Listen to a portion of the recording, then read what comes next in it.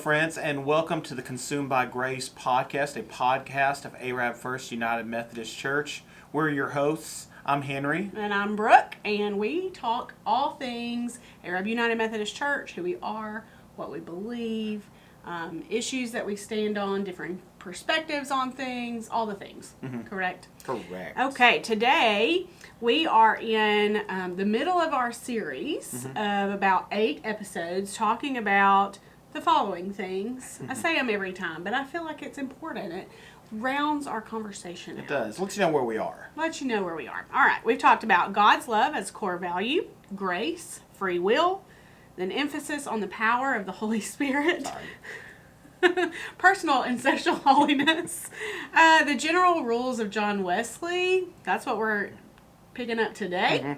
The class and band meetings. Can't wait to talk about that. And finally, allowing for difference of opinion. And so it's kind of, I've debated as I was putting this together. We put this together based on some of the things that are initially important to us as, church members and pastors here at Arab First UMC, but also historically important to us as members of the United Methodist Church. And I wasn't sure if we should do the class or the band meetings first or the general rules first, because the general rules were given for these class and band meetings, for the United Societies, for this group that Wesley was trying to help shepherd and grow into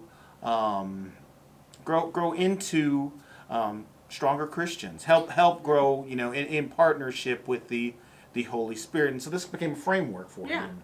Well, and I think it's helpful, but because when we do get to talk about class and band meetings, we can think of those kind of in terms of small groups or I'm trying to think of Sunday school classes. Yes, thank you. Just different smaller groups of people, not the church as a whole, but smaller groups of people meeting together, checking in on each other. And that was kind of the intention behind and so we're going to talk about that a little more, but just for me, I really want to talk about these first because they're such an important part of who we are. We will link in the show notes. You can find the general rules, because I'm not going to read this whole document in entirety, but at umc.org we have the general rules of the United Methodist Church. And just to read from this document, because I think this is really cool. In the latter end of the year 1739, 8 or 10 persons came to Mr. Wesley in London who appeared to be deeply convinced of sin and earnestly groaning for redemption. They desired, as did 2 or 3 more the next day, that he would spend some time with them in prayer and advise them how to flee the wrath to come, which they saw continually hanging over their heads. So, the general rules, and it goes on to share a little bit more about the history, but were given to help this group of people. What I would dare say is that they wanted to flee from the wrath to come, but also, tying back to last week, these were people who were designed to pursue that personal and social holiness we were talking about. Yeah. They saw a need for a better relationship with God, and so this is where this comes from. This is where it's going. Now, I would say, this might be just a little bit different emphasis on where our particular part of the United Methodist Church has developed, maybe versus Wesley's day, maybe even different than some of our other denominations and even other parts of the United Methodist Church and the Wesleyan movement in general, because I think we approach the general rules and just our relationship with God in general more aspirational. We see a relationship with God as fixing what is broken in us and in our world and pursuing that less than just the freeing the wrath to come. Yeah. There are others who, the joking term is this is supposed to be fire insurance. I think we believe in a little more than that. So you'll see some emphasize that wrath to come more than others. Yeah. So generally speaking, though. Generally speaking. There we go. You're welcome. And it's probably not going to be the first time this happens. But generally speaking, let's specifically talk about the general rules. There's 3 of them. There's 3 of them. Okay. And so first, by doing no harm, by avoiding every kind of evil, especially that which is most generally practiced, comma, and then there's the whole list. And we'll come back to talk a little bit more about that. Yep. Secondly, by doing good, by being in every kind merciful after their power, as they have opportunity, doing good of every possible sort, and as far possible to all men, list. Yep. Thirdly, by attending upon all the ordinances of God, such are list. Got it. Now, I will read this list because if you were with us last week, some of this is going to sound a little familiar. Mm-hmm. The public worship of God, the ministry of the word, either read or expounded, the supper of the Lord, family and private prayer, searching the scriptures, fasting, or abstinence. So you'll see that's those means of grace we talked about in pursuing personal and social holiness. Yep. You'll also see some people, by attending upon all ordinance of God, have changed that to stay in love with God. Yeah. So it's you'll see both depending on who's coming with your list. But in summary, do no harm, do good, attend the ordinances of God. Yeah. Those are the general rules. Nice. And then they have specifics that go on that Wesley used from his own day. Yeah. So I want to kind of get into some of these lists. Get into some of the lists. Because let's list. Some of them are a little unusual. Maybe we feel like they don't apply to us today as maybe they did during Wesley's day, but I want to get into some of them. Yeah, please do. So first, by doing no harm, by avoiding evil of every kind, especially that which is most generally practiced, such as. All right, should I do all of them or just some of them? It's a long list. Pick a few of your favorites. All right, I'm going to pick a few of my favorites. Pick someone that you just like, yes, and then maybe one or two that like yes, and another one that makes you go, huh. Oh, here's one. I have one. This one makes me think of like what my parents taught me about getting along with my sisters. Yes. Okay. Fighting, quarreling, brawling, brother going to law with brother, returning evil for evil, or railing for railing, the using many words and buying or selling.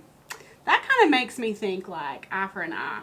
Is that the same thing? I think that's a little bit of it. That's specifically speaking to our conduct in how we do things. And so, it's funny, I think that illustrates really well. Some of that speaks towards the violence we enact physically towards one another.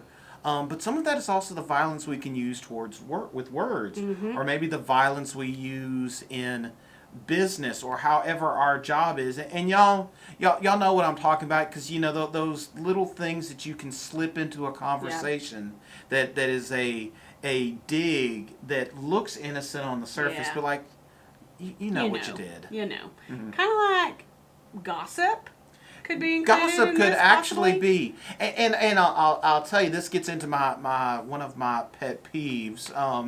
That I'm not going to say I've never been guilty of, because I know I have done that. Yeah. But like when we use a prayer request, like y'all, we need to pray for Brother George, because George he's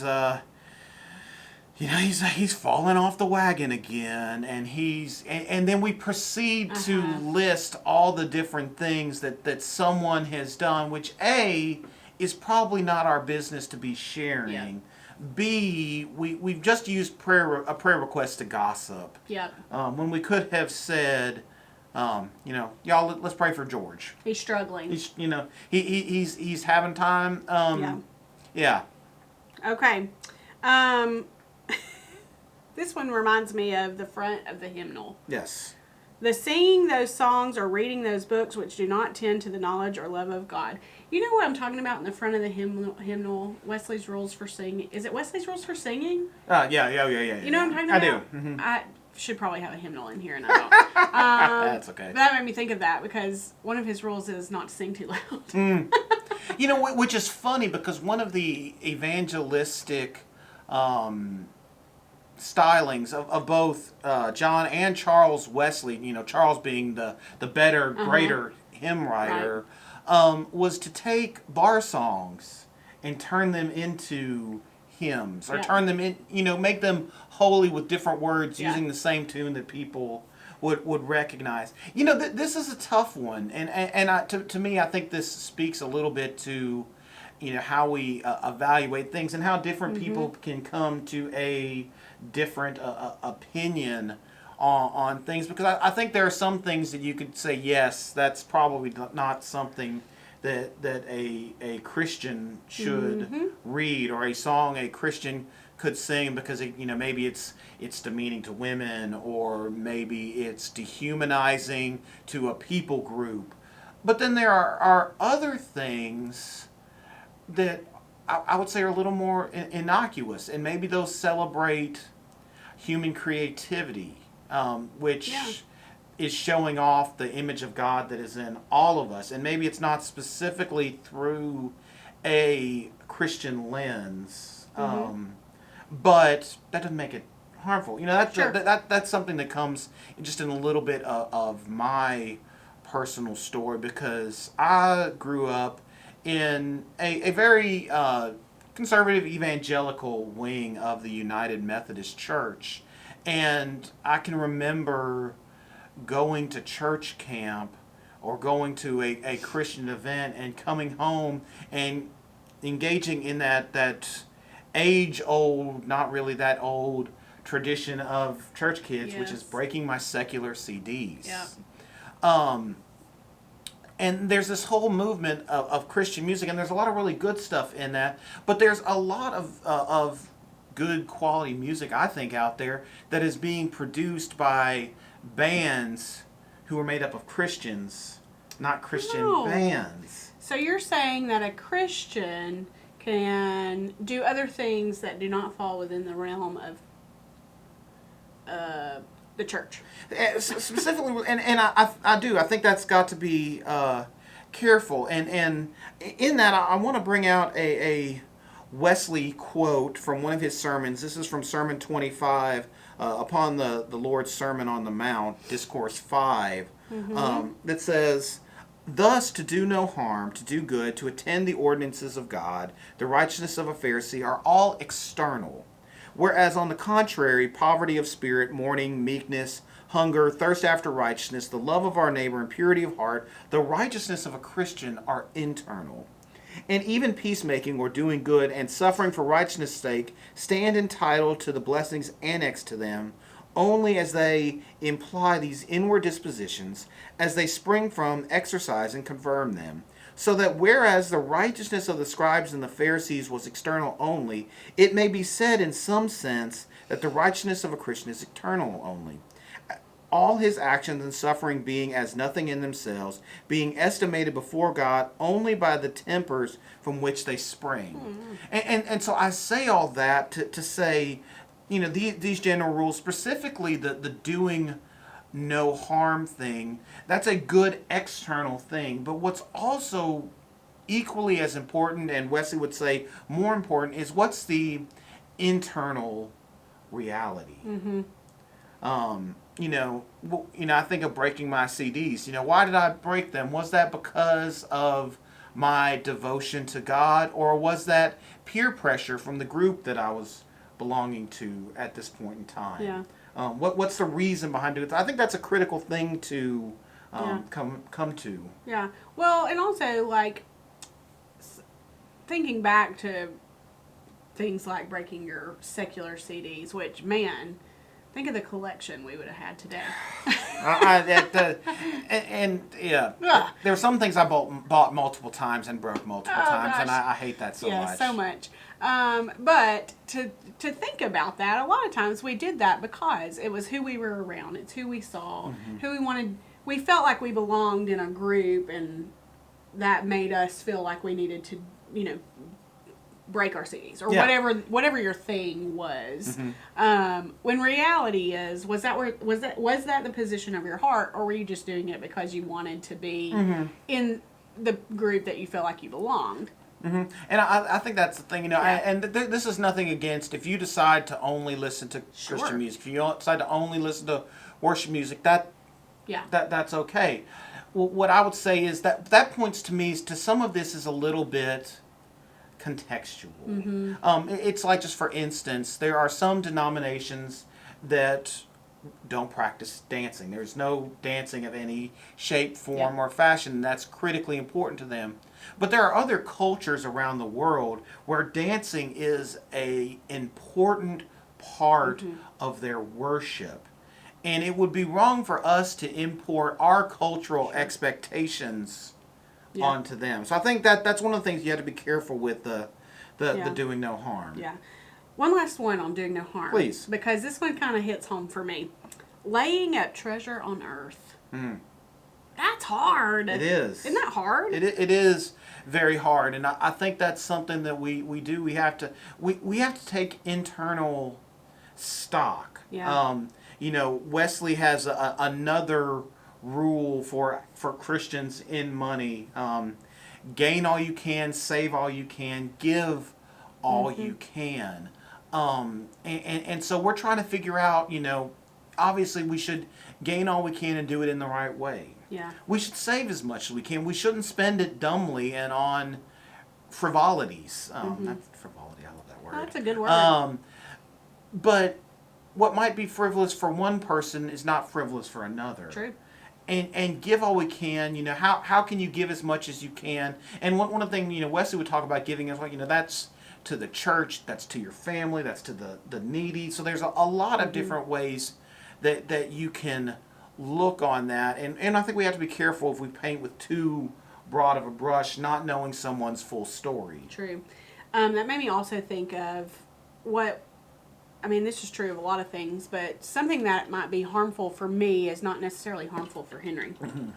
And so we have to give one another grace. And again, this is from not our time. And so I think it's important to at least acknowledge that we have to give one another grace. We do. In the midst of these rules. Paul talks about that in Romans when he's talking about our duties to our weaker brother and how we are considerate of that person. And I say to say his issue of the day was eating meat that may or may not have been sacrificed to idols. What's interesting, if you were in a Greek market just at any time, around, AD 25 to 50, I'm just going to use that as an example, and you bought meat, there was a pretty good chance that meat had been part of a sacrifice to a Greek god. Okay. Or a Roman god. And so, if you were buying meat, that meant you had bought meat. You were eating meat that had been sacrificed to an idol, which to a Jew would have been an abhorrent. Yeah. It's not something you want to do, and you would never do that. But in Paul's mind, those gods aren't real. Sure. So there's no problem with eating meat. But he also said, but you know what? That's not a problem for me. However, I'll never eat meat again if it's going to cause someone to stumble. Right. Yeah. And so I think that's worth us thinking, how do we care for one another? At the same time, for someone who says, well, again, using that thing, I'm never going to eat meat again. However, if that's not a stumbling block for them, we shouldn't make our stumbling block someone else's stumbling block. Yeah. Because that may not be the case. Yeah.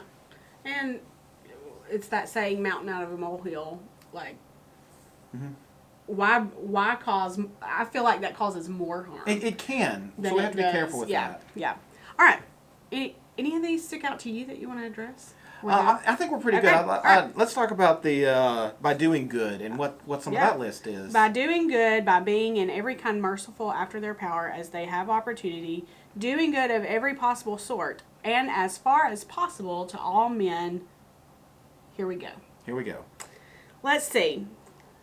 By doing good, especially to them that are of the household of faith or groaning so to be, employing them preferably to others, buying one of another, helping each other in business, and so much the more because the world will love its own and them only.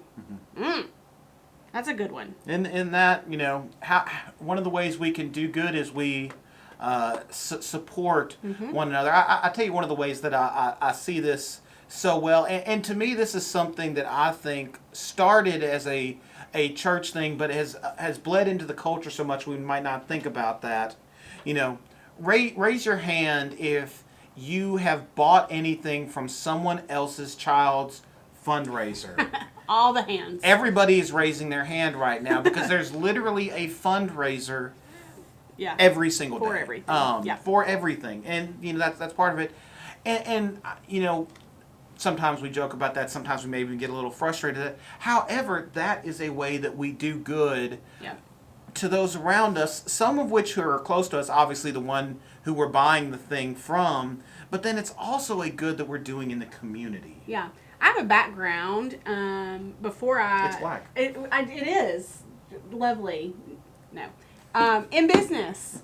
Mm-hmm. And it says, helping each other in business. Mm-hmm. That makes me automatically think shop small. Mm-hmm. Support the people in your community, the people who are around you. And we know now, this is obviously, well, I guess it could have been the same then, but we know now that if you shop small and you buy local, where does it go? Stays local. Stays local. Mm-hmm. And so that's important. Mm-hmm. And so, sorry, that's where my brain went. Can you tell she used to be the president of the Chamber of Commerce I know. here? We need to shop local, support our local businesses. Mm-hmm. I think it's important. All right, here's another one that I love. You ready? I'm ready. To their bodies of the ability which God giveth, by giving food to the hungry, by clothing the naked, by visiting or helping them that are sick or in prison. Mm-hmm. Hospitality.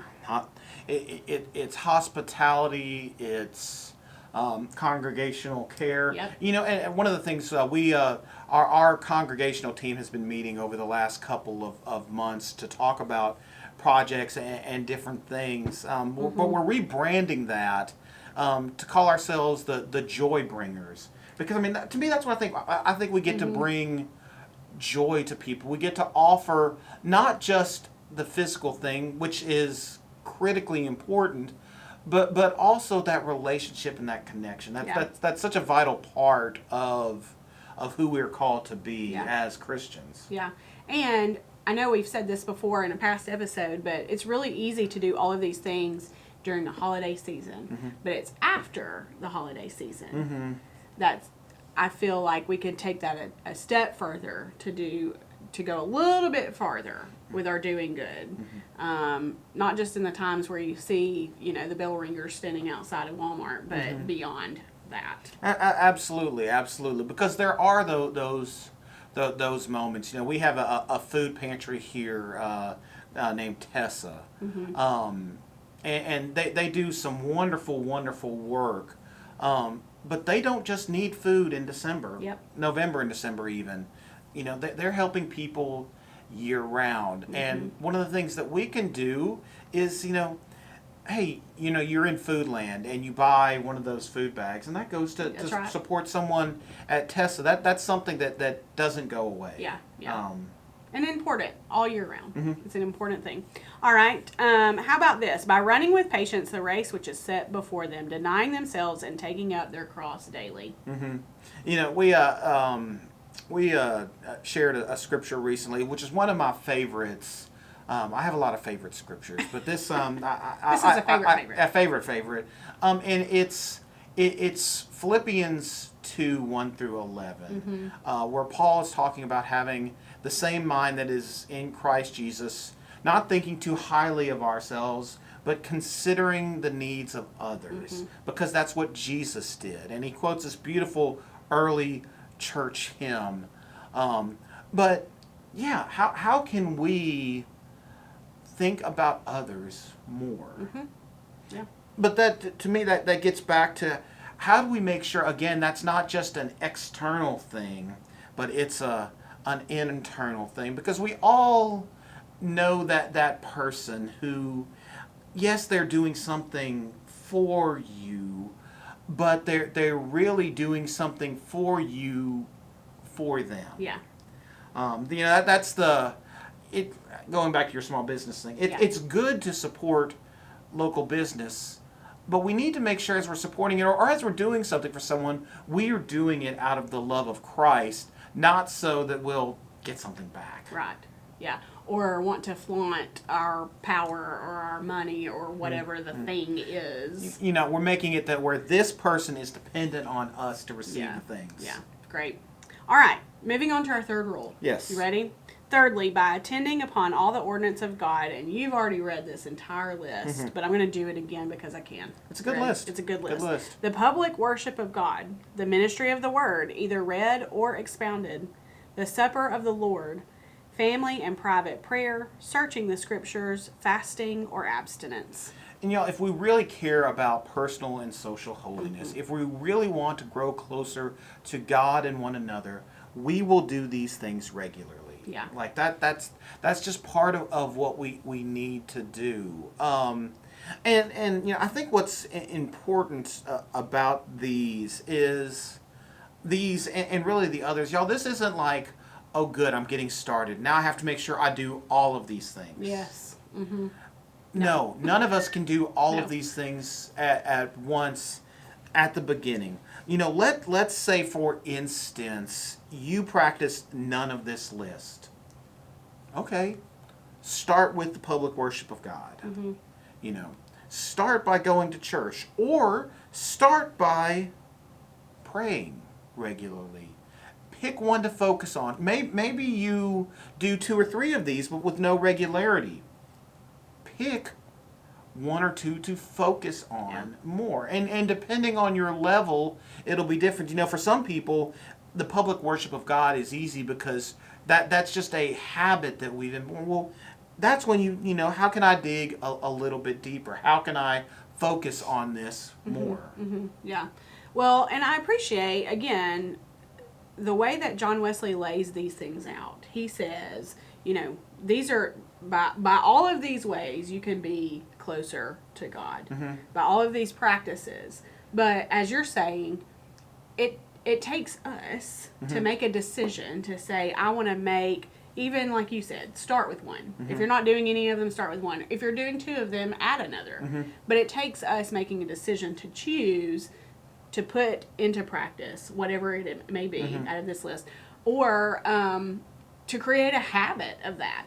We're all really good. I don't know if y'all are these kind of people, but sometimes you begin to pray, but it's at night and you're laying in bed and you're already exhausted, and so you begin your prayer and often you fall asleep in the middle of it. Let's maybe change our habit to praying when we wake up in the morning rather than before we go into bed. Absolutely. Though I will say, what better way to fall asleep than in prayer? For sure. So, For sure. I tell you my favorite example, and I can distinctly remember this from college. I was sitting at Trinity United Methodist Church, and I'm pretty sure we were singing Amazing Grace. It could be a different hymn, but that's the one that is in my head as I do this. And I just remember being in there, Amazing Grace, how sweet the sound. Did I rotate my laundry? You know, Yeah. our minds wander, They do. our things, and that's part of, you know, as we go through that, just, you know, yeah, you're gonna have a false start. Yeah, you're gonna start again. Yeah. You know, one of my things about centering prayer, which is that, you know, where you spend 20, you know, this general thing is twice a day you spend 20 minutes in silence with God, and you try to focus on God. There's usually a prayer word that you use, and you just keep that word in your head as you pray. Your mind's going to wander. Sure. That's okay. That's expected. You haven't failed. You're a person. You just turn back to God. Yeah. Oh, I lost focus. You turn back to God. I think at their core, what these do is they help us when we lose focus to turn back to God. Another great Willimon quote, this one from this book, United Methodist Beliefs. As you could tell just from where I am and where I went to seminary and the conference we're in, Will Willimon was very an influential author. The general rules arise from the Wesleyan conviction that Christian doctrine ought to form Christian character. You know, I love that because what this says to me is as we learn as we learn our faith, as we grow in our faith, that needs to shape the kind of people we are. Yeah. One of the things we're going to talk about eventually is allowing for the difference of opinion. And I think that's worth acknowledging here. This is our way of practicing. This is our understanding at Arab First United Methodist Church. Different churches and different denominations have different standards of doctrine. Sure. They have different thoughts on things, and so not everybody's going to be the same on that. As some of you listening may know, our denomination has been going through a split. Our church has recently undergone a split, and that's a difference of understanding and ranking the doctrines. I don't think that's ideal, but No, that is something that happens. What I think we need to be careful both as we look at others and we think of ourselves, are we practicing this so that we may grow closer to God and live out what we believe God's call on our life, which, as Wesley listed in his sermon, hunger and thirst after righteousness, love of our neighbor, purity of heart. All those things start from here, and then the practices come out in those general rules. We got to make sure that's being shaped in that way. Right. And through the love of Christ, we get to do these things in order to be closer to God. And through the daily worship, whether that's through prayer, gifts, service, whatever the thing is, through those things, with this guideline here, we can do that. We can be closer to God in the things that we do, all through the love of God. Absolutely. Too. So, all right. Well, that wraps us up for the general rules of John Wesley. We look forward to seeing you again next week when we talk about the class and band meetings. And so we have these general rules. Why was he giving this out? What group of people? What would be the purpose of this if there were not someone receiving it? And so that we're going to talk about the class and band meetings. Y'all, if you've enjoyed this, feel free to like and subscribe. Maybe share it either with a particular person or maybe on social media. Let them know that you can find us wherever podcasts can be found. Yeah, and we'll have all the things in the show notes. So if you want to dig a little bit deeper into this, you can access it in our show notes. And we look forward to seeing you again next week. Thanks for stopping by. We'll see you again soon. Bye.